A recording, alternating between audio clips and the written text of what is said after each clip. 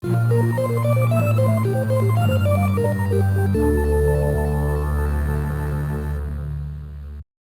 everybody, welcome back to another episode of Speech Check. I am Sam, And I'm Matt.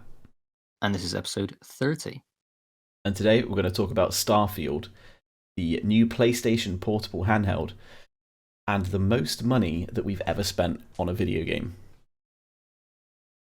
But before we talk about any of that, Sam, what have you been playing? What have I been playing? I've been playing Destiny 1, 9 years after it came out. Absolute throwback. Why, you may ask? It's a good question. So, I'll take you on the journey. I played that back when it first came out. My friends all had it. I was going to say we enjoyed it, but that enjoyment is a strong word. We played it. For anyone that knows, Destiny was very, very light on content before, and it's still like a debate that kind of goes on to this day. And when the first DLC came out, I was like, right, I'm an achievement guy. DLC, guaranteed achievements. There's some more things to do. Give it to me. And it came out and it was £16 and had no achievements. And it was like 2 missions and a strike, Well, which is basically nothing. So at that point, I washed my hands of it. I was like, I'm done with this. This game's not going to get any better. Time went on. Obviously, the second one comes out. There's been various DLCs for it. The big updates were the Taken King and the Rise of Iron. They were the two like big story DLCs that came out. And I did want to go back to it at some point, but I always had it where I was like, there's so many editions of it, I don't know which one to buy, which is like the correct one that gives me everything. And out of nowhere, it went on sale 2-3 months ago now. And it was because it was one of those games that was just always kind of like Call of Duty. It's always been like 50, 60 quid. So I waited with bated breath and I was like, oh shit, it's £16 for everything. So the price of one of the DLCs that they brought out back 8 years ago is now for both the expansions and the whole game. So I was like, yeah, go on then. Got on board with it. Went back to it. I had no idea what was going to happen because I left it at vanilla Destiny. And like, there's been a host of expansions since then, yeah. loads of updates. But it's actually been pretty good. If that game was the game I got when I bought it, I would have enjoyed it. I had no idea they released so bare bones. I thought Bungie were usually pretty good with the quality. Mechanic wise, it was a very good game, but there just wasn't enough. It was like, okay, here's like the bare minimum loop you could do. It was like 3 things that you could alternate between, basically. The story was pretty short and sweet, of which there was basically none. It was like kind of about to get going, and then they were like, right, cool, thanks for playing. Any Destiny players should know what I'm on about here. I'm not slating like how good the game is. The PvP was actually pretty fun as well, even though that wasn't the main component of it. But going back to it, yeah, I was like, if this was the game that had just been released, I don't want to sound like a back in my day gamer, but if that had been the game that had came out on release, I think everyone would have been like, yeah, this is really great. And you can say that they wouldn't have had the time to make that in the time that they had for the release window, but Yeah. those are the decisions you make, right? We'll get onto that, I'm sure, at some point in this episode. And what I found out is that it's very unuser friendly, un-new user friendly, I should say. So I've got these expansions, loaded up the game. Level cap has since been raised. I've stopped and was level 25. Level cap got raised to 40. I thought, right, I'll play through the game. I'll just use the new DLC. It'll get me up to 40 anyway. Load in. Looking around, you can go to like different planets and stuff. Yeah. And I was like, where the hell is this? How do I start this? Is there like an introductory mission? Am I just going to get in like the social hub? Do I have to speak to somebody? And nothing appears until you're level 40. Like you get no marker, nothing. It doesn't say reach level 40 to unlock the content, blah, blah, blah. It's just like, all right, mate. You should probably play a bit of Destiny. That's kind of weird. It'd Yeah, be I nice to know assumed at the very least, right? yeah, that's like a quality of lighting they could have added in retroactively. I imagine at the time everyone was like level 38, 39, 40. So it probably didn't matter. But yeah, this long after the fact, maybe that's an unreasonable thing of me to want. But yeah, there's some stuff you just kind of, they're a bit like, it's a bit zombies Easter eggy. They just kind of expect you to know. Kind of like the raids. Doing the raids as well, which are like infamous in Destiny, which are like that zombie maps Easter egg kind of level. Yeah, I have a bit of Uh, experience with Destiny too, so I know the way of things. Not that I was like big into it, but yeah, sorry, carry on. but yeah, I organized it through True Achievements, which is like a social achievement site where you can set up sessions to be, hey, I'm going to be doing this thing on this day at this time, and then people join up Mm. and got a party together, and everyone was just really sound, and it was pretty long. It was about 3 hours, but we did it. Most people like end up not doing it just because it is both difficult and long. Mm. But yeah, it was really fun. I had a lot of fun with it. So yeah, that was my recent sort of rekindling with Destiny. Sounds like an overall Yeah, positive experience. yeah. To be honest, I'm surprised that they haven't shut the servers down for it to kind of deliberately move everybody onto two. But fair enough. They're still supporting it, and there's still quite a few people that play it. And it's one of those games where, like, I was playing with people today, and you can kind of sense that you're. Oh no, that was it. I picked up. There's like these collectible things in each of the missions, and I picked it up, and then it like announces kind of on the you get like an in-game message saying so and so has picked up or found this thing. Mm. And I saw the two guys that I was with turn back around and like was like because they obviously saw that, and I like kind of like shot where the thing was, and then they both picked up and they like gave it. You can like emote and like wave and say thanks and stuff. And just that kind of interaction is kind of nice. You get a lot of like nicer people on Destiny than you would in most games. And maybe I'm just used to online toxicity, Yeah, getting called a filthy scrub in Warzone for getting one kill. I mean when Call of Duty is like When you your when is that's litmus your reference, test, like, yeah, yeah, that's the probably not a good thing to go by. no. And then I've been vicariously experiencing Disney Dreamlight Valley, which is like a looting life sim thing. Danielle's been playing it, and I've been like around it. It's not my kind of game. That's not what I because it's just like an endless. It's just like oh, just do these things because we said, kind of like Minecraft, but a bit more not as creative, but a bit more like user friendly ish. Bit like Harvest Moon. Yeah, kind of. There's that sort of thing to it. You basically just live in this like village essentially, Okay. and just do like quests to befriend Disney characters, and then like you do their quest, then you build them a house, and then now they're in your village. Yeah, and you just like do stuff. You can like adventure with them. There's like very light quests, but it's either just go here, collect this thing, talk to this person. That's as deep as it gets. My point of this was this released. It was released on Game Pass as like early access, and Daniel jumped on it. Fair enough. You know, that's she's like, yeah, I'll get on this as soon as I can. Hmm. But it was like is that a good model to just release something like the bare minimum viable product and just be like, "Alright, here's this thing, just play this early access beta whilst we try and make it better." Because that game has crashed loads. Coming out of buildings, talking to people, it's very, very buggy. Yeah. Like, sometimes people just block doorways and you can't get past them. Sometimes quests just don't work. There's a few quests that rely on characters talking to other characters, and sometimes they just can't find them, so they're just endlessly wandering. I Or mean, you would be like, "Oh, you need to see Mickey talk to Goofy," and they'll just never interact. hmm. It depends what they're monitoring on the back end, right? Like if they're going to use the telemetry they get from all of the player data and make it better, then do you mind being a glorified QA tester for the time that the game I is think out, I right? think that's what bugs me. But having both of us been in that role as a QA tester, it's like, is it good to just get your fair enough in a multiplayer thing because you can be like, okay, everybody did this, or you can see how people interact. But on something like that, it's just a bit like, can you just QA our game for us because we can't be bothered to do it ourselves? That's the feeling I get from it. Maybe that's a bit cynical. I feel like it's usually a decision driven by business in certain aspects.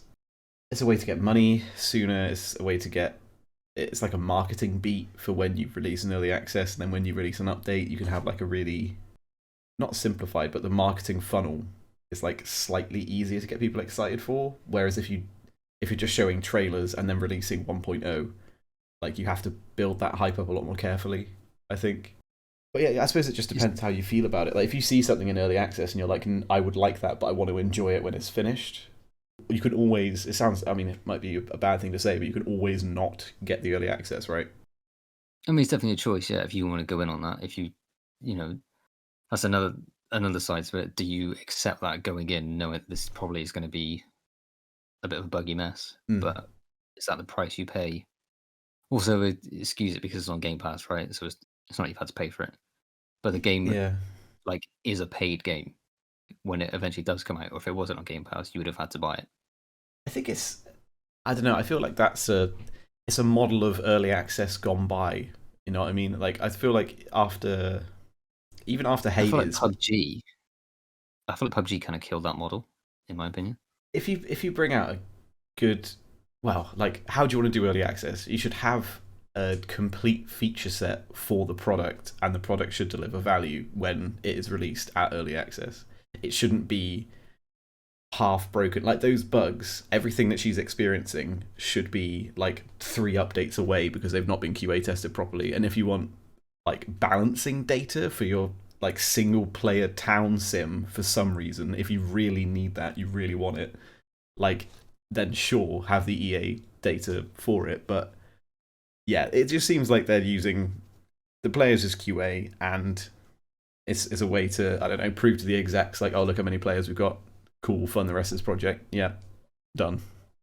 That's what it smacks of to me. But maybe I'm an old cynical gamer, so I'm thinking about it from a like a businessy how they're trying to get one over on you point of view. You're in good company. People are like, oh, it's just a nice game about Disney. Why are you moaning? But yeah, those are the two things I've been playing slash experiencing.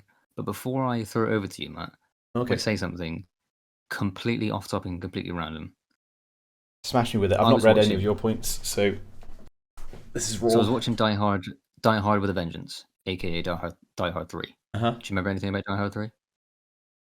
When he yells McLean and goes over that little bush, and that the water puzzle in the fountain, and it ends on a boat. It does. That's all. That's So all I got for you. it is loosely tied to that. So Jeremy Irons, the natural successor to Hans Gruber, Yeah, another very English actor, which I feel is like a meta casting, but that's by the by. There's a reference in that. They were like, all we know about this guy. There's a point where they get Samuel L. Jackson and Bruce Willis in a car, and they're like, we're the FBI. This is who we think is fucking with you. And they're like, oh, all we know about him is that he suffers from migraines and he has a stutter. I was like, okay, you've mentioned that for a purpose. That's obviously a plot device that's going to come back at the very end and is going to be relevant in some way. Chekhov's migraine. And the I don't know if you remember it. Bruce Willis, Samuel L. Jackson tied up in like a bomb. It's going to go off, and he's like, "Oh, have you got any aspirin?" And he's like, he throws him the bottle and says, "Oh, sure, lucky day." Walks off, gets away, and then he uses the bottle he gave him to know where he's like set up operations by like the border because it's from like the last truck stop by Canada. I didn't remember that. But I was like, is that? But that's like right at the end of the film, and the stutter, it like does it twice and then is never mentioned. It like serves no purpose, and the whole thing of the migraines is to find out where he is. I just find that really weird. Do you reckon, That feels like something that was back written into it. or written out? Do you think that they were setting up for a scene from Die Hard 1? You know where he meets Gruber in the hallway and he pretends to be like a hostage, and then he would use McLean would use like the migraine and stutters to like weed out that it's not actually just a man or something. I don't know. Like, Well, I thought that I was like, yeah, they're going to be able to tell that because there's a bit as well where he goes into the bank. Jeremy Irons goes into the bank and he's like, oh, we're experiencing some bad stuff today. He's like putting on the worst American accent, and I was like, oh, maybe this is going to give him away when he's like, get into the vault, and then McLean's like, oh, it's him. No, literally nothing. Has no reference point in the story at all. that's real weird. Anyone else has seen Die Hard with a Vengeance? Let me know if you know that's a thing. But yeah, I just thought that was too.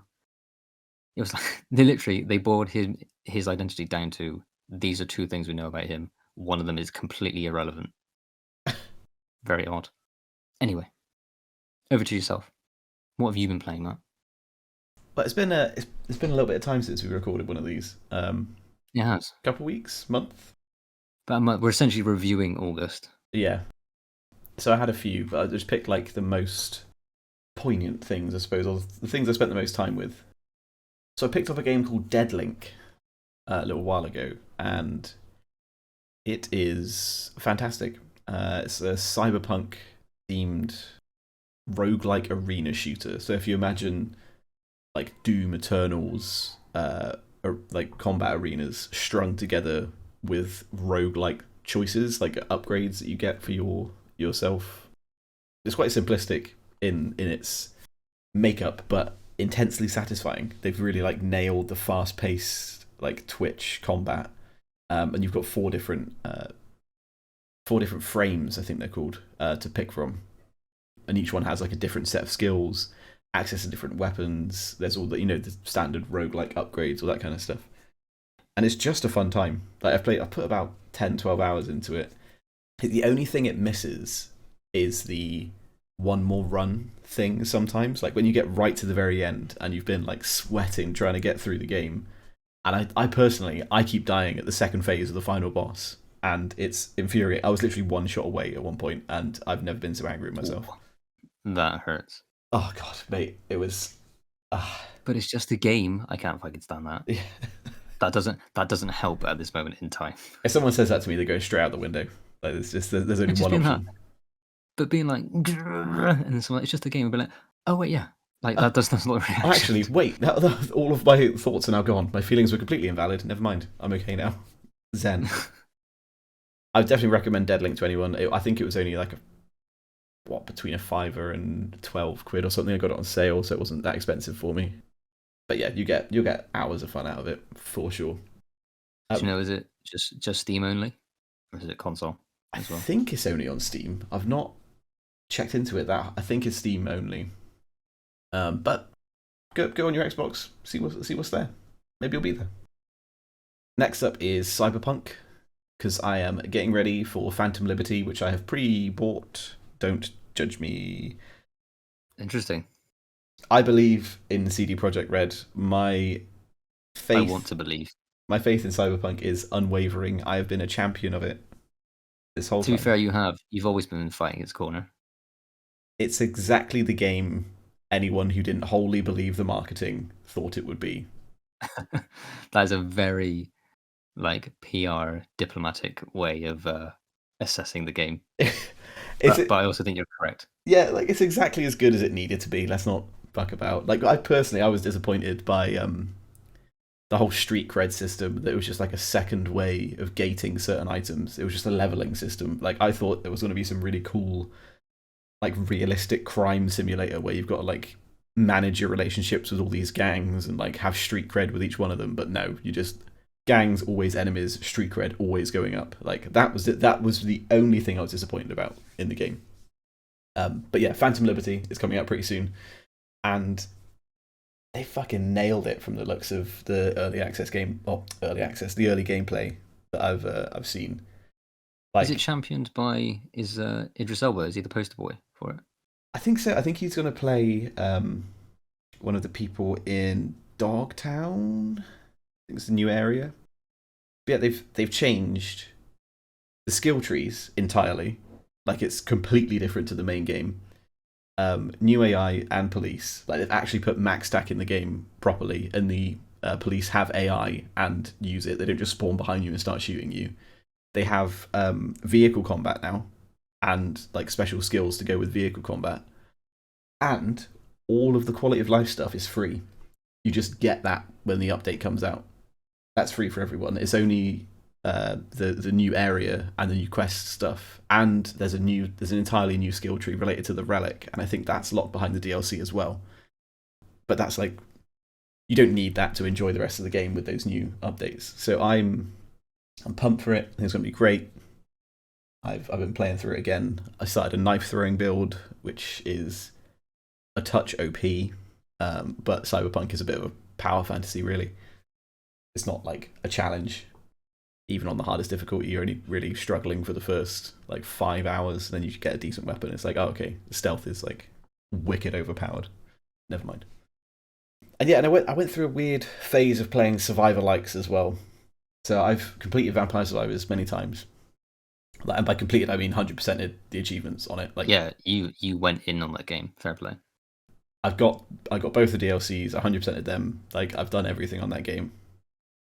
I need to actually do it again because they just released more stuff. Sorry, go on.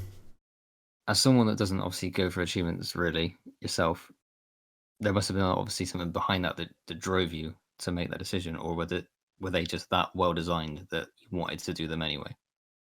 I think I was just really enjoying the game, and it was like a good objective marker because the gameplay. I found the gameplay quite. This is going to sound really pompous, but it was a bit easy to work out and min max. Like once you know how to evolve certain weapons, it's like okay, I just need to look for this, and this, and then I can like breeze through this. So it's like okay, in this level, I need to get to level this with this character. Cool, I can do that because I know that these fusions work the best. Like I could almost map out how I was going to get the achievement. So it was fun to have like those objectives to go through. The fact that were able to plan for it as well means they must have designed them pretty well. I know people say that they should get you to play the game, wherever that game might be, in like specific ways. But I feel like if you can move them not too far, then when you get a game that's like just play 1,000 games, it's like, well, that's not how long did it take to think of that, and that's going to take me ages. Thanks. Yeah, I think that there were some where it was like kill 4,000 of this enemy, but I just enjoyed playing the game anyway, so it didn't really bother me to just play more of it to get the achievement. There was, in fact, Yeah, it's not something you go for, but it's just I'm just going to pick this up. Yeah, through osmosis. Just happened while you're playing. There were a couple of bullshit ones hidden behind like secret characters and stuff.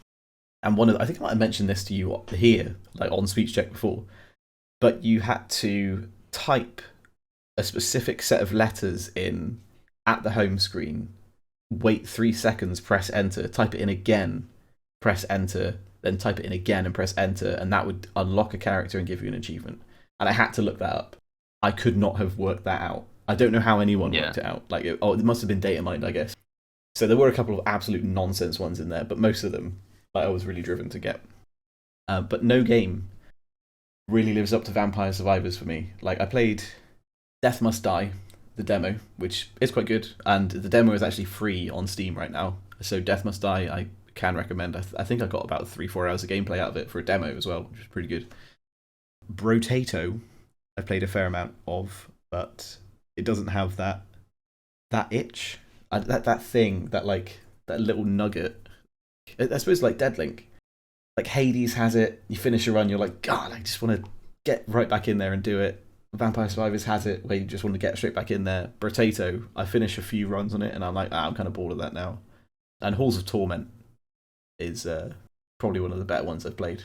So if you see Halls of Torment, it's pretty cheap, and it's got a really cool like Diablo 2 aesthetic about it that I quite enjoyed. Oh, and also Starfield, but I'll mention that in the releases. Oh, what a tease! Ooh. Round 1, fight! So that's what we've been playing, but Matt now is going to tell us about the releases, as he does always. Matt, over to you. Hello again. You only got a brief respite from my voice. So this is the releases section. Not quite reviews, because I haven't played all the games I talk about, but I just go through releases and we talk about popular opinion. First up, Baldur's Gate 3 from Larian, coming out August 3rd, 2023. Yes, it's 10 out of 10. Yes, it's great. Yes, if you like CRPGs, you should definitely get it. So I'm not going to talk about that, because why bother? How long did it take to make? 13 years? It's like one of the most anticipated RPGs out there. Sorry, Starfield, but it's true. So instead, I'm going to say something else. What's with the dev controversy? Like, I actually don't understand. I don't understand what's going on. Is it that making a good game went out of fashion for a while, and now it's come back into fashion? Is that what it is? And like, because Baldur's Gate 3 is one of the big poster boys for making a good game, they're unpopular. Like, I feel like we went through an age of intense marketing, games as a service. Everything shutting down after a year, Redfall and games of that sort, like everything getting pushed out, even Cyberpunk. Like, I'm not going to defend it that much. Cyberpunk was a mess for PS4 owners when it came out. It was like a marketing mess. Is it because we're popping out the other side of that? Like, is that what's happening? Can you help me understand, Sam? I honestly don't know. Well, I've watched some videos on this. If anyone follows the Act Man, he did a video covering this, and a few other big YouTube people have done some videos looking at it, but like this is just a very odd reaction to, it's not even a game that I play, but to have such a almost a vitriolic reaction to something that is universally acknowledged as that is very good. Mm. Yeah, it's just strange to me. Like this, I've never known. Like Titanic didn't come out, and everyone went like, "Wow, you can't have everything. It's 3 hours." And someone was like, "No, okay, good film. Not my film," but everyone was like, "This is a fantastic piece of art and a immortalization of a tragedy that happened and a good love story, whatever." Everyone was like, "Oh, you expect Dumb and Dumber to be Titanic?" No, like you're not. That's not a direct comparison, and not everyone is saying every game needs to be an absolute 10 out of 10. But what I think pisses people off is when games come out early, broken, but people still have to pay full price for them. Because I don't think was Baldur's Gate even was it a full price release of what we've come to know as full price release, like 60, 70 quid. I think it's 50. I think it's 50 to Yeah, 60 so quid. kind of slightly below what games have kind of been known. Well, it's not Call of Duty, it's not FIFA, right? It's not £100 for the game. But I think because we saw it a bit with Elden Ring, we saw a bit with similar kind of games, like more single player focused games like God of War, things like that. Not so much for like Last of Us, but not games as a service, right? They were just a single release. Here you go. Here's the product we made. Please enjoy.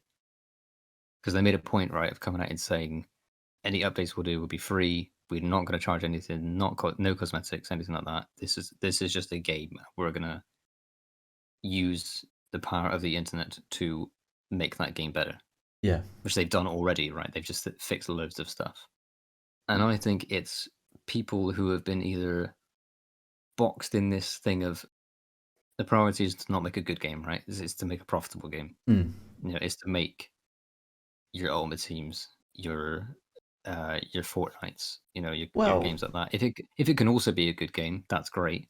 But the one thing I've noticed on these games that come out that are buggy as hell and don't work is that the storefronts work amazingly. There is no issue when you're trying to spend more money on those games. Yeah, always. Yeah. And I think it's people being like trying to gaslight gamers into being like, don't think that this is the norm, mind. All right, you can have this for consider this as Christmas come early, but don't think that this is the standard. We can't and I don't think people are saying that. People are just like, it would just be nice to have a game be released in a finished state. I think that's the main gripe that people have come out, and I think people are getting a bit butthurt by that. And it must be annoying when you're a dev and everyone's like, your game was shit, this game's good. And if it's beyond your control, I can understand the lash out, but doesn't make it the right response, in my opinion. Maybe it's the going back to what you said about making a profitable game. Like, there's different ways to approach that, right? Like, if they know that through pre-orders they can make back the dev costs, and if they've got a DLC planned for, I don't know, a year down the line or something, and they know that that will generate a certain amount of revenue there, like they have a business strategy for the game.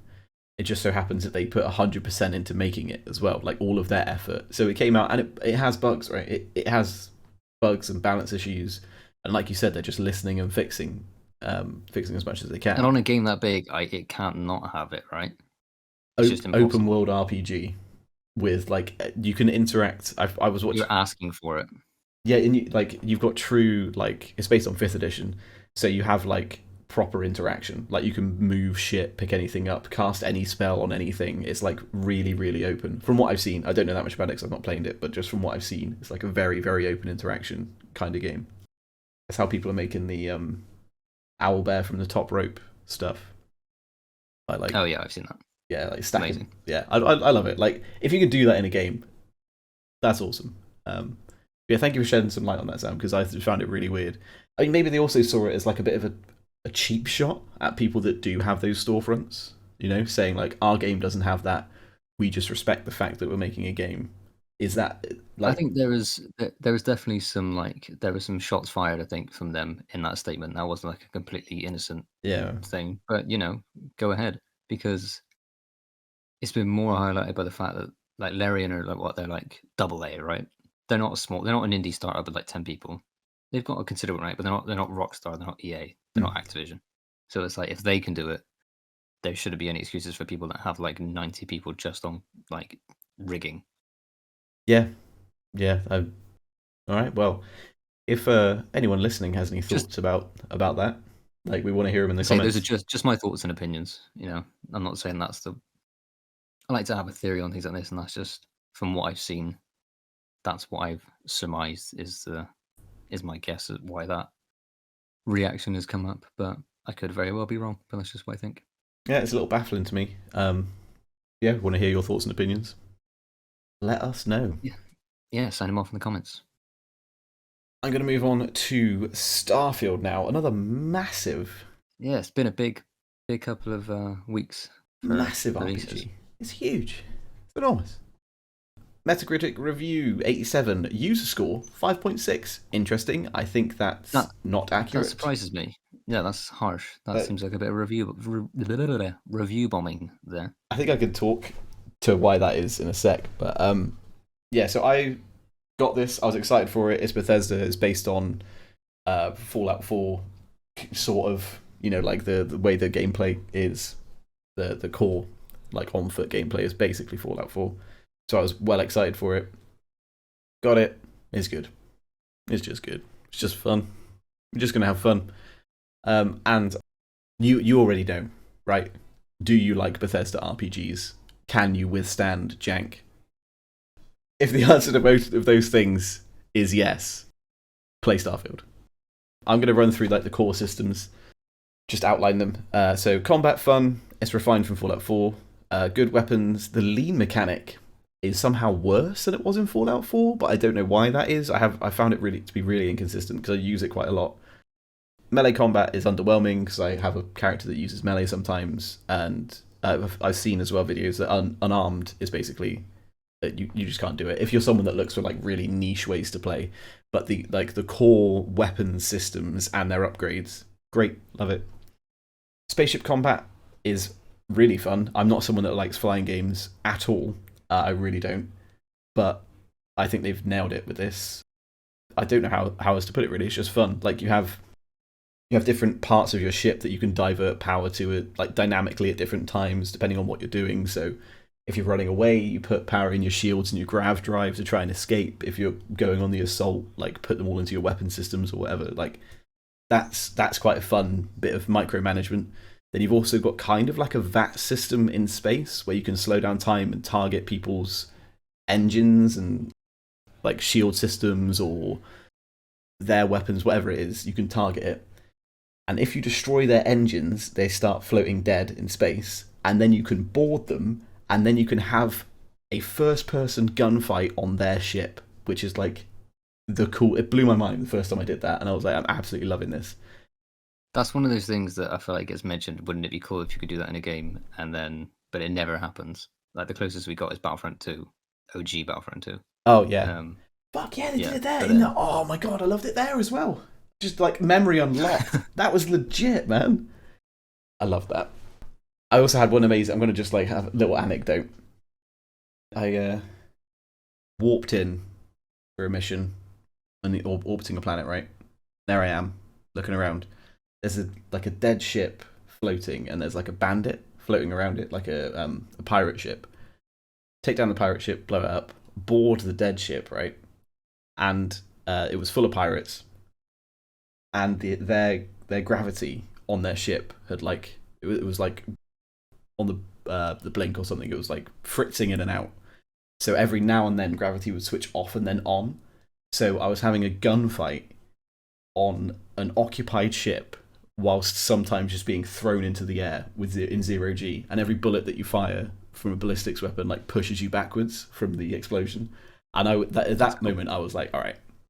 You were iDubbbz. You were like, hey, that's pretty good. Yeah, I was fucking loving that. All right, I'll move on. Story, I will say, bang average.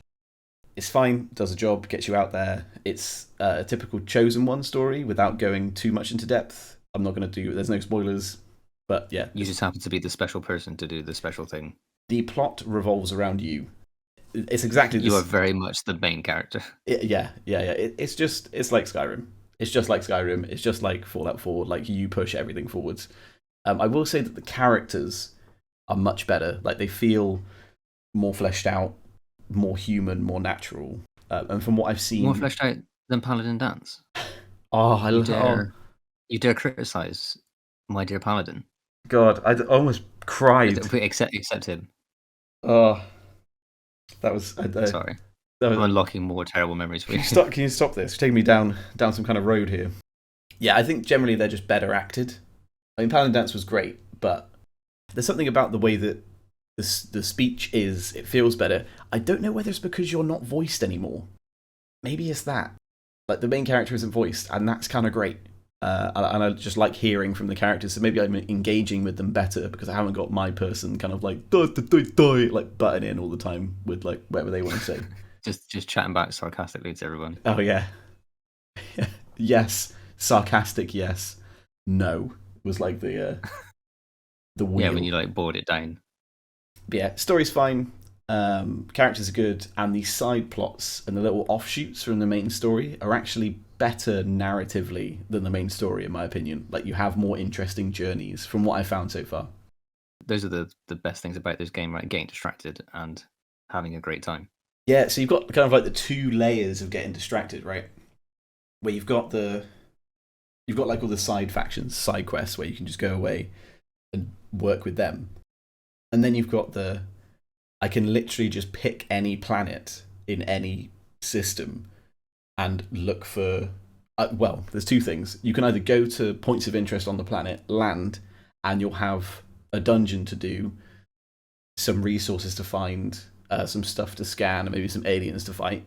Or you could just land anywhere on the planet at all, and it will generate stuff for you to do. That's the riskiest thing to do, because you'll probably get some quite jank dungeons or like some really shallow things.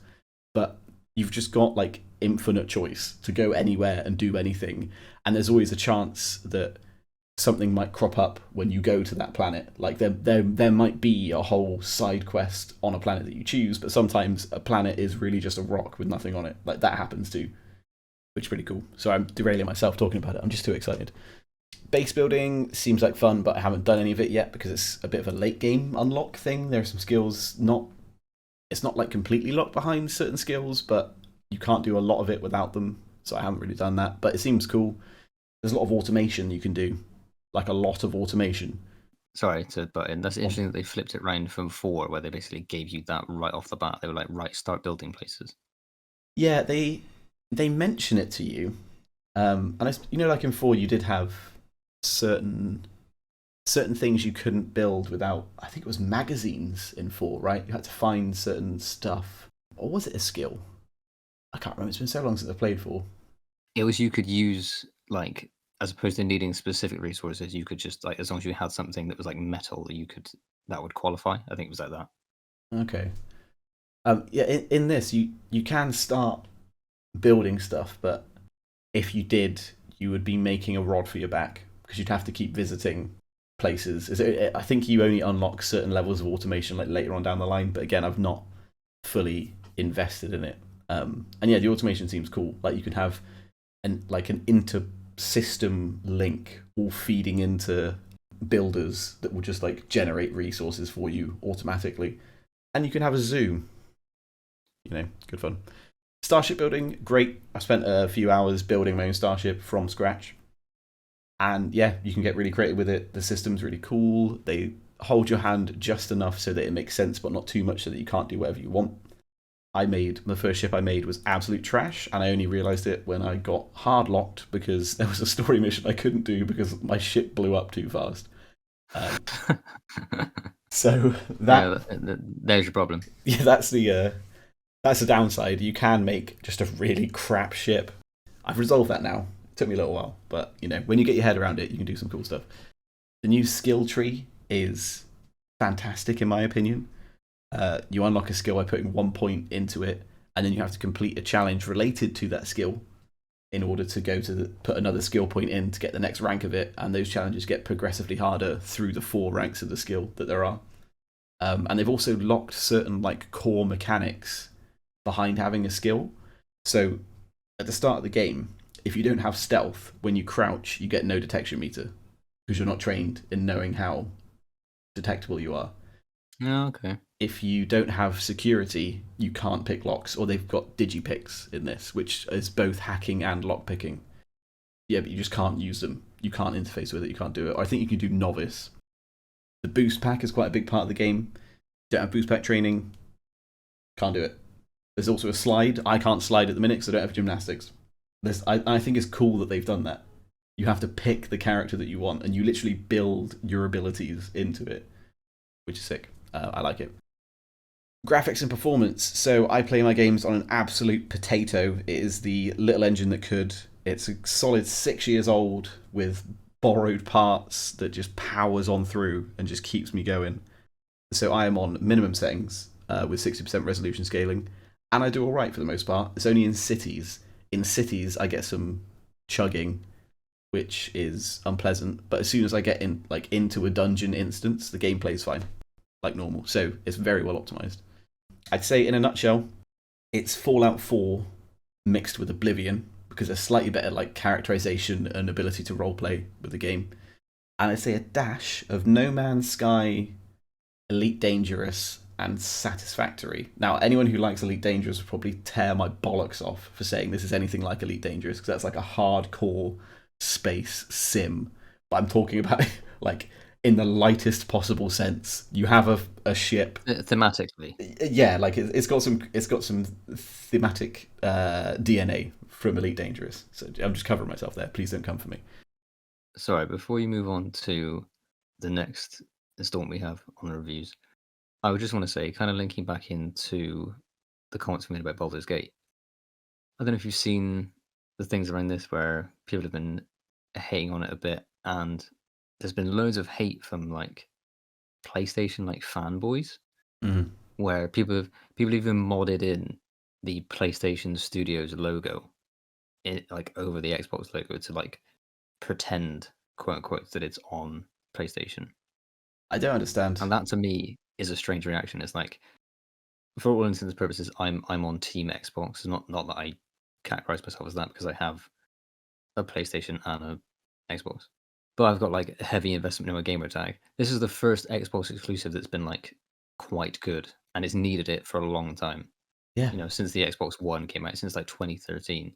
So to have one game, as opposed to PlayStation's like God of War, Last of Us, you know, the library of things. The library of great single player games they've got. For people to be like, no, I'm not having it. That's not okay. You can't have a good game. Is a very. I thought we were past that. You know.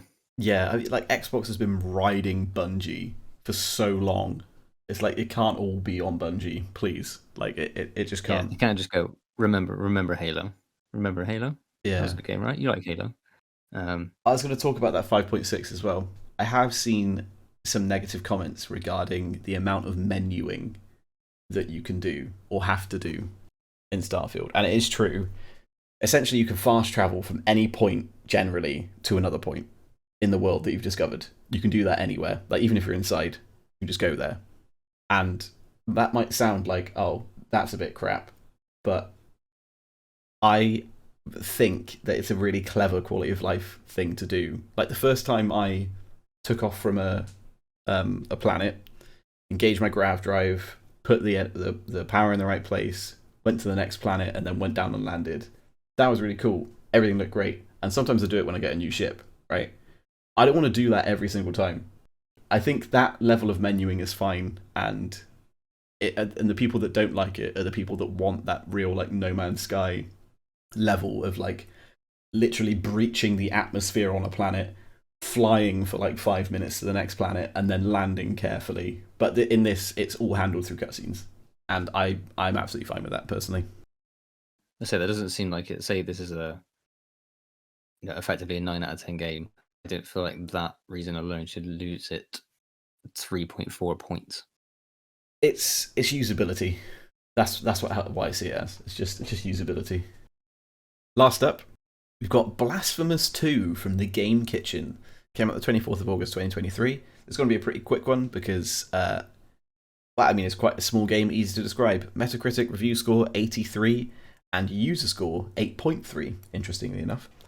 It is the sequel to the 2D Metroidvania Blasphemous, and essentially they've just pumped everything up. Blasphemous was, I want to say, a bit of a sleeper hit. It was like really good, just like a really, really solid 2D Metroidvania that everyone kind of liked, and they've taken that goodwill, poured it into a sequel, and for all intents and purposes, it's better.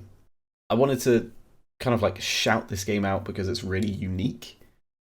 So it has your standard like Metroidvania-esque gameplay, uncovering a map, getting powers, yada yada. We all know it. But they have this like Souls style, like heavy religious art style, I suppose, and like storytelling, I guess. Well, the name like Blasphemous, I suppose you'd probably expect some religious inspiration, but I just find the iconography really interesting and like cool to look at. Also, they've got fully animated like 2D cutscenes, which is sick. Yeah, it's a solid action platformer with a slightly higher difficulty, and I'd say if you've played anything like that, like Salt and Sanctuary, Hollow Knight, those kind of games, if you like that, you'll like this. Give it a look. Check some stuff out. Which, by the way, I think is exactly what you need to do with a sequel. You just need to take everything from the first one and pump it up, as you said. That's how you get people invested in it. Because I think if you try and left turn too many things directly after a game people liked, people are like, nah. Yeah. Like Doom 2016, Doom Eternal, just more Doom, right? Yeah. That's how you Yeah. do it. That's how you make a sequel. And then maybe on the third game you can get a bit experimental. Like they slapped a couple of mechanics in there, like with the climbing and the setting people on fire so they drop armor and stuff like that. But that's what you want, like tiny little tweaks. Yeah, it's just little tweaks. Little tiny ones. But yeah, that's all my releases. That's it from me. Thank you very much, Matt. Those were some big games, but you handled them very well. So big.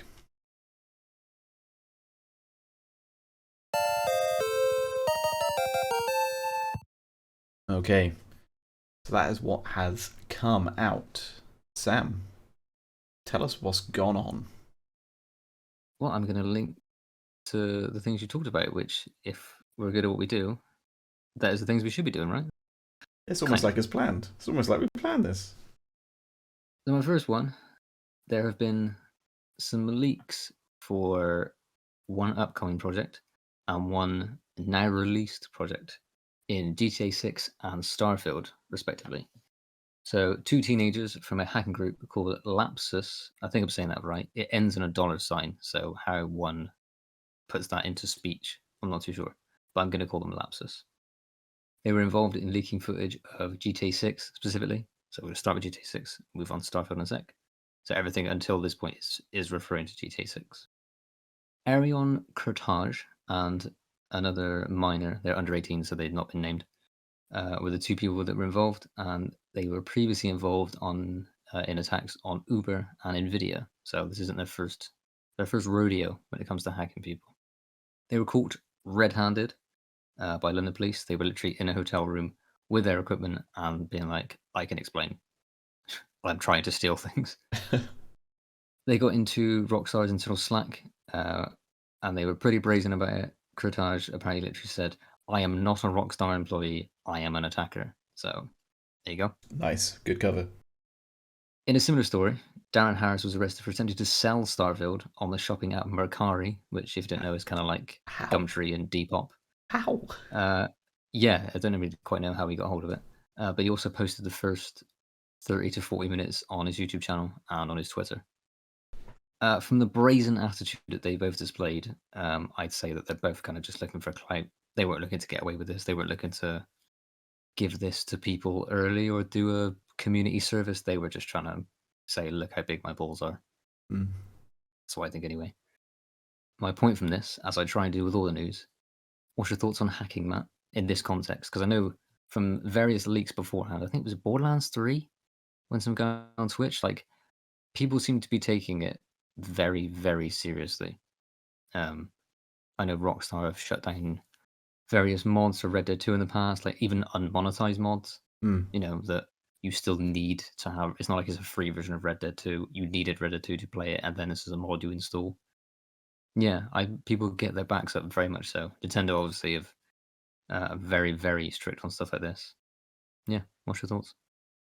It's just theft, right? It's not a defensible position. And I can see why it's taken so seriously at this level, because it can massively impact the teams and companies financially. Like, if your stakeholder suddenly thinks that you're not secure and your marketing pipeline is going to go down the shitter because some 18-year-old can just whap his way into your Slack and see all the secrets, it's going to hurt. I think some of these, are these publicly traded companies as well? Like, it could hurt their stock price.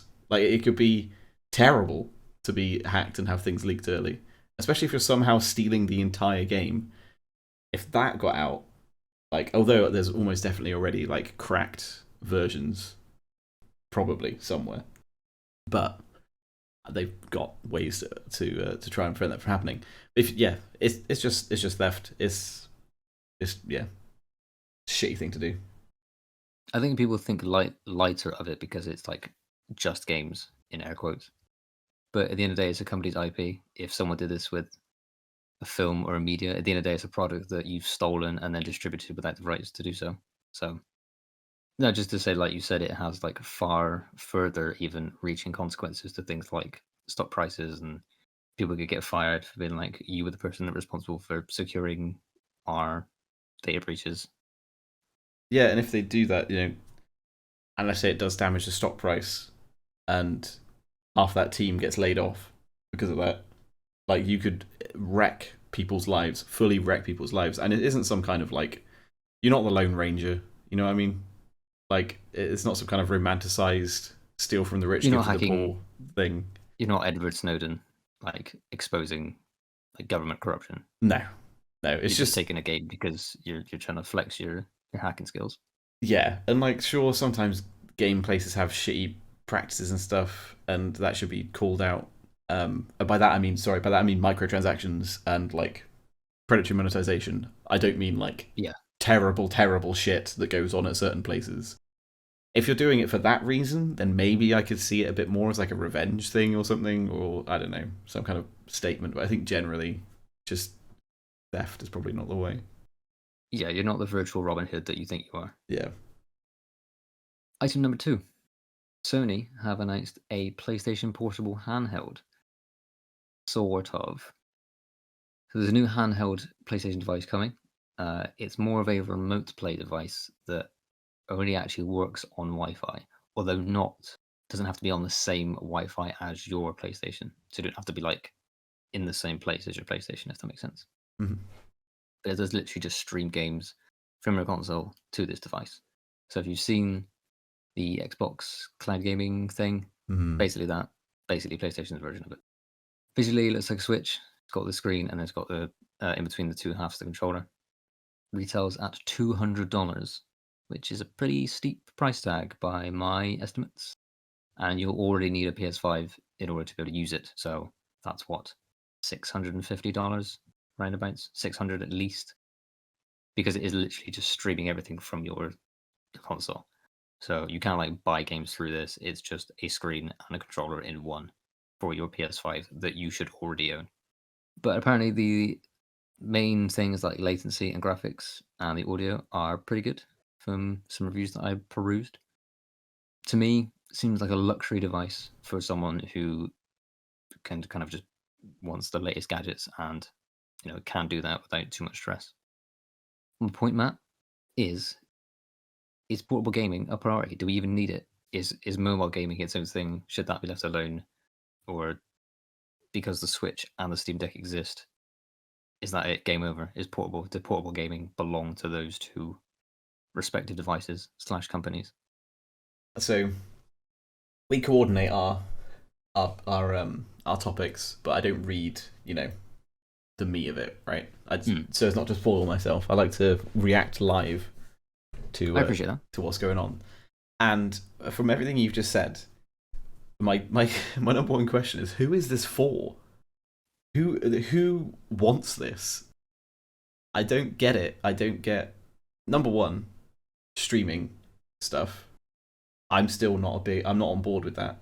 You know, like I'm not fully Nah, on me board neither. with VR. I think they're too like curios. I don't think whatever tech that needs to be there is there to make them mainstream in any real capacity. They're not real. They're not real. No thanks. Mobile is king, yes. Blows the regular market out of the water. The amount of money that flies around in mobile is insane. Yeah, when you look at the figures, it's ridiculous. Like the top selling mobile game, can't remember what it is off the top of my head, but like I'd be sick to see the amount of money that like Clash of Clans or Candy Crush takes in like a month. it's crazy. I can guarantee that Diablo Immortal like funded Diablo 4. Like Oh yeah, it's and I kind of don't have a problem with that, really. I have a problem with Diablo In a Immortal. way, I do have a problem with that game in particular, but the model of releasing mobile small experiences to fund better, proper console releases or proper actual, don't come at me, gaming releases, I'm okay with that. Yeah. As long as it's not too scummy. I don't want to dive right into that rabbit hole because I feel like we could chat quite a lot about the mobile market versus Yeah, we could wax lyrical for a while. And yeah, I think Switch. I just don't think you can beat Nintendo at handheld. Like the Switch is, even though it's low powered, the games they release are great. Like, are you going to tell me that you've got something better up your sleeve than Tears of the Kingdom? I can play anywhere. Yeah, Probably not. Can you play that in a car, on a train, on a plane? You need to be on Wi-Fi immediately. You've just lost 60% of the people who were even a tiny bit interested. I really don't think so. And also, the Steam Deck is, everything I've heard is great. It's just great. You load your game on there and it runs it. It's just a small PC, from everything I understand. It's just a small, powerful PC that plays your games. So, I don't know what they're doing. I don't know what they're playing at. This is PS Vita all over again. Is that the one that died to death with the UMDs? I don't know if Vita continues to use UMDs, but PSP used UMDs. I had a PSP, did not have a Vita. Apparently, the Vita was good, but nobody bought it, and the PSP was shit, but everybody bought it. I think that was the. Also, we've just lost some people by throwing around UMDs. Like there's Yeah, or what? some people will not know what that is. Yeah, if you don't know what they are, look them up. They're a relic of the past. Yeah, talk about Yeah. Also, Google Walkmans and mini disc players while you're at it. Betamax. Yeah, that's before even our time. Do you know, once, funny story, I was clearing out my grandparents' loft when they were moving a few years ago, and my younger siblings were helping me out, and there was like a little cubby popped open, and there was loads of videotapes in there, and they didn't know what they were. Really? Yeah, they were born in 03 and 04, my brother and sister, and they're like, "What's that?" I was like, "What do you mean, what's that?" And they were like, "What's that huge black brick?" I was like, "That's a videotape. That's a VHS." No way. You fraud. What are you doing? Oh my god. Either they were completely messing with me, and like my mum told them to say that, or they were literally betwixt. I don't know, man. Like when DVD came along, it just killed VHS so fast. They're like, "Wait a minute, this is better and cheaper. What the hell?" Yeah, it's like better in every single way, and the machine to play it doesn't have to be some insane device. Let's get that on the go. I think it was not having to rewind stuff, right? That was the killer for me. Oh, I have so many incredibly specific memories of falling asleep with a videotape, then it rewinding to the start and waking up to that. Waking up hearing like yo yo yo yo yo yo yo yo. Yeah, when it's going back, and then the da da da da da da da da. You wouldn't steal a car. Like it starts with that piracy thing. Being woken up to an accusation, that's not the way to go. Yeah. Matt, wake up. You wouldn't steal a baby. Anyway, tangents. My final item. Charles Martinet is stepping back from his role as the voice of Mario and Friends. The legendary voice actor is officially going to be stepping back from his iconic roles as Mario and Co, and he will now become a Mario ambassador. Now, Matt, I hear you say, what is What the the fuck is Mario that? Ambassador? Yeah. Good question, because when he was asked, he didn't know either. I think I made this summation before it came out. So he released, I say he released, he did drop like a Instagram video from his bathroom. It was an official like Nintendo section release. So it was him, as they do on their updates, him and the man himself, Miyamoto, did like an official announcement and was like, he's basically he's just living PR now. He's just Okay. gonna go to events, and he's like marketing material for them to use. So he's gonna go to, he'll be like at Comic Cons and things like that, and maybe like if they open more Super Mario World parks, he might like open them and things like that. So he's like Billy Mitchell, but not a massive fraud. Effectively, yes. Okay. Do you know what? Ironically, he could actually sue us for that. Like, I don't think it's beneath him. If he finds our podcast that has 50 viewers and tries to sue us, that's next level. I'll get Carl Yost on him. Oh yeah, he'll back us up. But yeah, he's basically just going to be living PR, which is what I thought when they said it. They basically just wanted to shift him on. If you don't know, Super Mario Brothers Wonder, which is the new release that's coming out, which is the new 2D platformer, has the new voice actors already. So he's already been usurped, effectively. So they want to, like, I guess, fully address that, because people were like, hang on, Mario sounds a little bit different now. Sounds a little bit younger, sounds a little bit, tonally a bit different. I was under the theory initially that I was like, oh, they're going to phase him out, and like Chris Pratt is going to start officially voicing Mario because they want that continuity across like all media. But maybe they'll treat the Nintendo Cinematic Universe as its own thing. There's no way they would do that, man. That would cost way too much, right? That was then my thoughts. After I thought about it, I was like, maybe that's too much, and maybe he like, because that means you'd have to get Chris Pratt, you'd have to get everybody that was in the films, you'd have to get. Although Jack Black would probably voice Bowser in the games, I don't think he'd be well up for that. Yeah, and I suppose actually, does Mario talk that much? Is that actually that much VO to do for Mario, or is it just like wahoo? And then Yeah, he could do bang that out once. you could bang out that in a day, right? Although I've just recorded 6 games worth of Mario dialogue. even doing that, like Chris Pratt for a day is probably like millions and millions of dollars, right? Say that's time away from him doing like Guardians of the Galaxy 9 or whatever, you know? So it's like, do I get paid this much for doing Nintendo, or do I get $1 billion for being Star-Lord? Mm. But the second part of my thought is, this is a way to like say, we're moving you on, but we don't want to like end on a sour note, so we'll give you like effectively Nintendo like tenure, and like professors get tenure. Nintendo. There's a pun in there somewhere, but I just put Nintendo tenure. Yeah, I accept the fact you just realised it wasn't worth trying for. It wasn't happening. But yeah, he's just go, here you go. Thanks for everything you've done. So we'll keep on the payroll, but you can just effectively do what you want. And apparently he really likes doing that. So yeah. I mean, he needed a successor at some point, right? Like, you can't literally have the same. He's a fairly old man. Yeah, he's. I wouldn't be surprised to find that he was in his at least 60s, if not 70s. So, but there is a bit of an end of an era. But yeah, yeah. Those are my 3 nuggets of news. Bit shorter this week, episode rather. But I feel like we got down and dirty into the devils of the details in the reviews, so I want to keep it a little bit briefer for this. Yeah, that was good. That was good. I feel enlightened, as per usual. Thank you.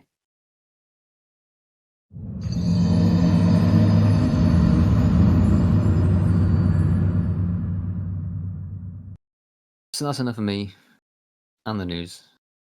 We'll get into the question. So the question for this episode is, what is the most amount of money we've spent on a video game? Not including consoles or PCs. Either cumulative or one-time purchase. So if I've spent £1,000 on V-Bucks, or I've just got a pre-order. Matt, how much money have you spent on one game? Well, I do like a special edition, or I used to. I think it was £110 or 120 quid. I think it was 120, yeah. The Fallout 4 collector's edition with the Pip-Boy, which I'm looking at right now. It sits in pride of place in my office. And it was absolutely worth it. Like, I'm happy I own that, for sure. And I have played the game with it as well, using it. And it wasn't quite as cumbersome as you think it might be. It was a bit of a laugh, but it definitely lost its novelty after about 5 hours. And I was like, all right. Oh god, yeah. What a keyboard. To do that. So like my wrist is like sat at this weird angle, but it was a laugh. I enjoyed it. That was the time I believe that we got free food. People came around in the line. We went for the midnight release. We dressed up. Oh, we didn't dress up. Somebody else dressed up. No, I do you remember I put together that really weak costume.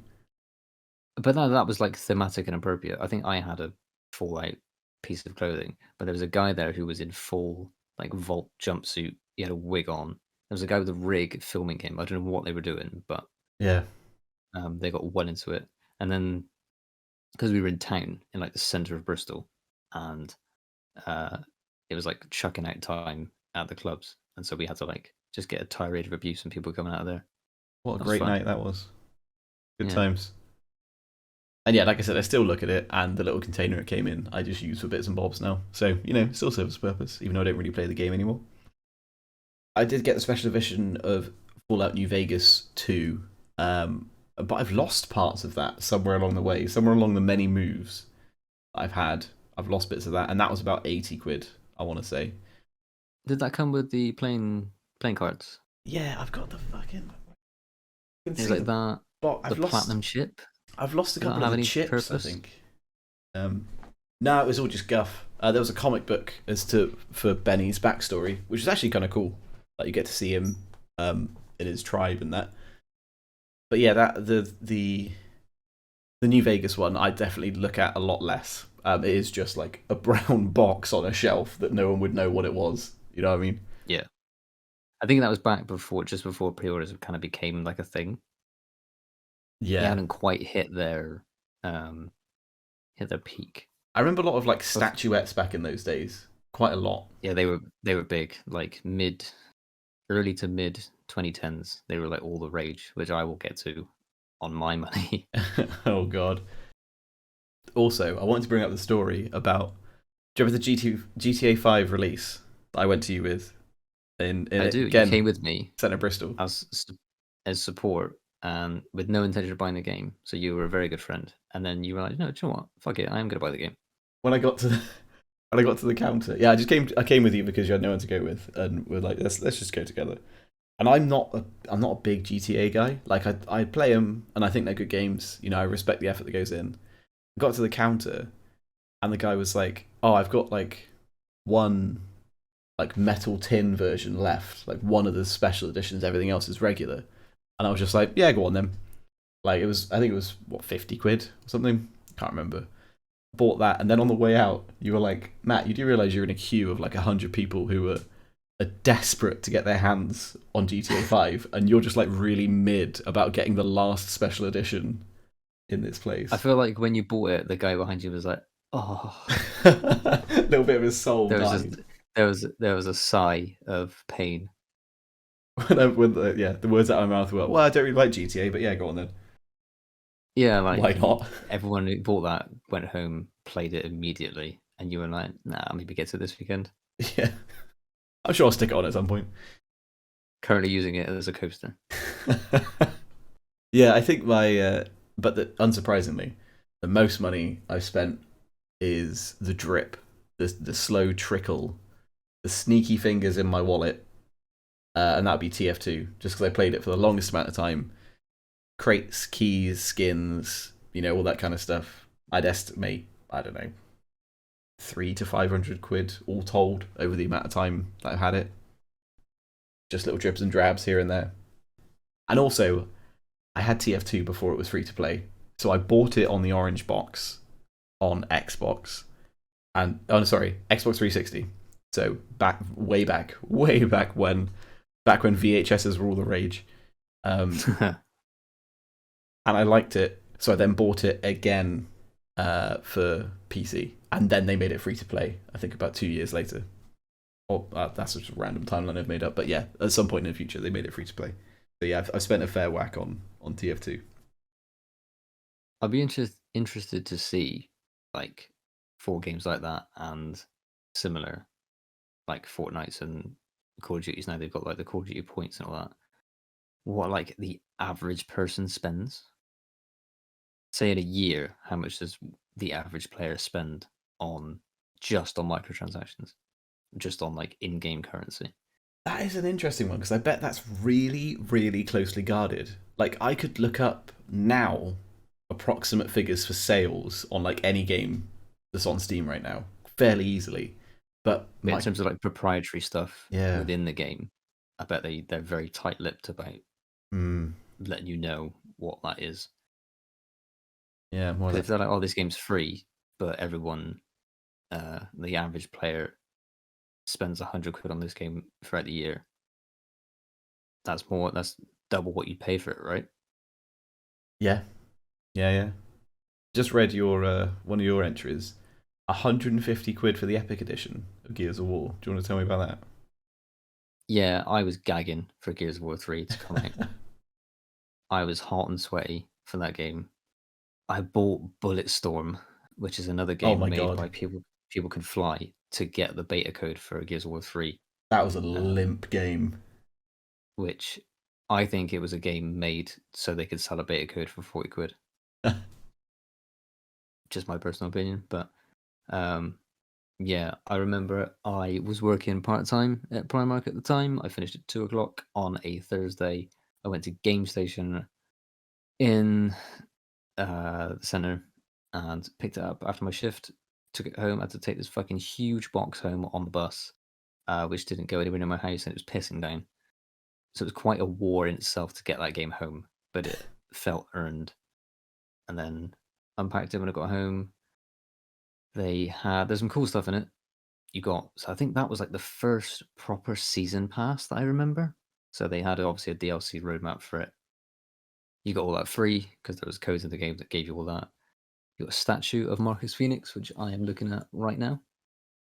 Doesn't really do anything. I hang my football medals on him, so he does serve something of a purpose. Nice. They had some like concept art and stuff in there. The case for the game is actually very odd. So oddly, the standard retail case for the game is just much better and like kind of classic in keeping with the other 2 games. Whereas this, to look at it, you have no idea what it is until you play the game. It's the info disc that one of the characters gives you at the start of the game that has like where you need to find something on it. Oh, that's It's kind of modeled cool. after that. I like that. And then yeah, stuff like that. They were pretty good with that. And then they had the everything that was in the game, or like all the concept art and all sorts of stuff like that, was in this box, and it was it was called the Octus Medal, which was an in-game military decoration given to Marcus Phoenix's dad for creating like a weapon in the game that like won a war. And you could take it out, and it was like metal. It's like a metal cog, and on the back of that was the code to download like the season pass and all this stuff. Oh, nice. So very lore heavy, but yeah, that's definitely the most I've spent on one game. I never put down any like ridiculous money for the Call of Duty. You know, when Call of Duty went through a stage of like one-upping itself, it had the remote God. control car and the night vision goggles from Modern Warfare 2. Fucking madness. Like, why? Like, what? What are you doing? Like, yeah, okay, it's cool that you own that, but come on now. Maybe the RXD, you can say, okay, you own a remote control car, fair enough. But did it work? Was it like not like so. explode, but you know? No, I think it was functional. I don't know how good it was, but Okay. it definitely was a thing. And then there's another drop off to Fallout 4. I got like this with a one up from I have the tin steel case for Fallout 4, which has Okay. some like postcard images in it, and possibly did that with Infinite when it came out. Maybe got the slightly better version of that to get some extra stuff. Yeah, I did because I have a. Yeah, no, we both got that because we Oh, have the tiny good. little handyman in the box. Yeah, of course. I've got the lithographs somewhere as well. And I've They got were the cool. concept art book. The concept art was pretty cool. Yeah, I enjoyed. I did enjoy that. Yeah, I've got the Murderer Crow. I'm looking at the Murderer Crows. Yeah, the keychain. Yeah. Yeah, that was some pretty good stuff in that. But generally, I think you have the same persuasion. I try and be very thrifty. I like rarely ever pay full price, especially now that stuff's like 70 quid. I always try and like trade some stuff in, or I use the Microsoft point system to get like a £5 gift card. I basically get that every month, and then we'll get some money off a game or get something completely free. Also, Game Pass has really like skewed my views on pricing because I just expect like I can play Starfield for free right now 'cause on Game Pass. Yeah, yeah. I'm a big fan of Game Pass, and I'm yeah with you, like being thrifty and stuff. Like I'd rather get a well-made indie game these days than a AAA. I've just lost so much faith in AAA, and I'm more likely to spend a tenner and have a really fun 10 hours than spend 70 quid and play that game for any meaningful length of time. I also feel like it's trying to get me to play it. It's never giving me anything. It's giving me the hope that I might get something, you know? Yeah, That's the thing that gets it for me. It's like, oh, just play it for a bit longer and you might get this. they just want you on the treadmill. Yeah, I think that's. And then one of my friends, he will say to me, "Just buy the next Call of Duty." I'm like, it was like £90. How are you buying the new Call of Duty?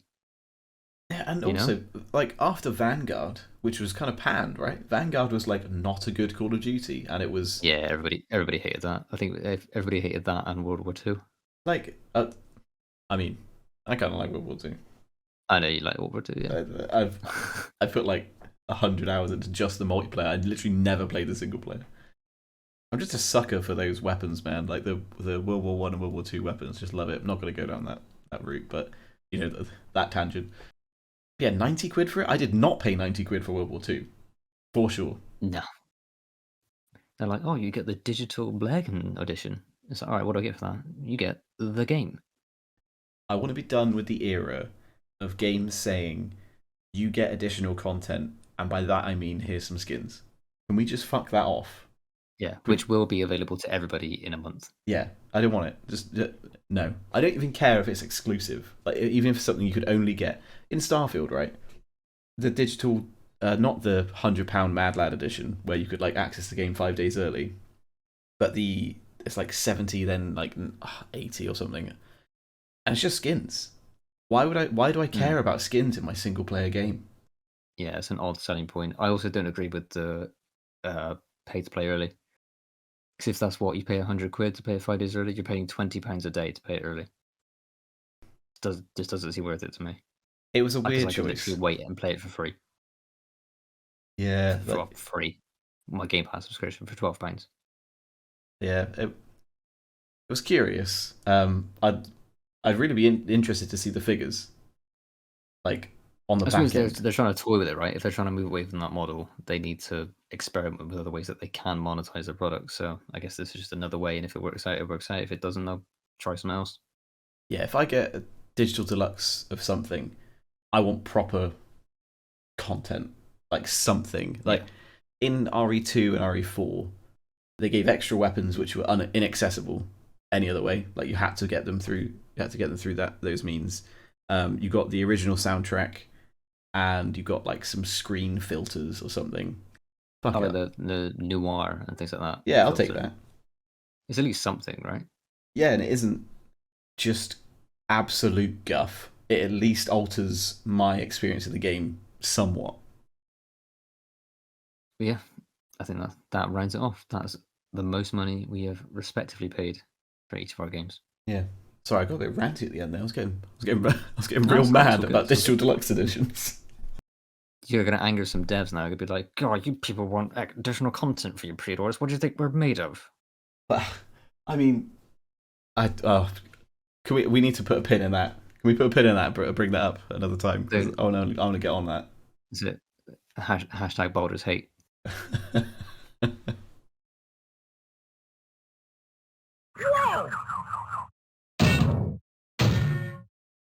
So that's it for this episode, guys. Thank you so much for listening, as always. Yeah, thank you for choosing to spend your time here with us. And if you like what you heard, you can subscribe, ping the bell, and get a notification every time there's a new video. Yeah, feel free to take a look around the channel. We've got some other content, we've got some interviews, and I recently did a review on Killer Frequency. If you want to check that out, that'd be great because it took me ages, mostly figuring out how to actually edit videos. It looks great Yeah. though. Thank you very much. Like I said, it took ages and I worked really hard on it, so I'm glad people liked it. But yeah, thank you again, and take care.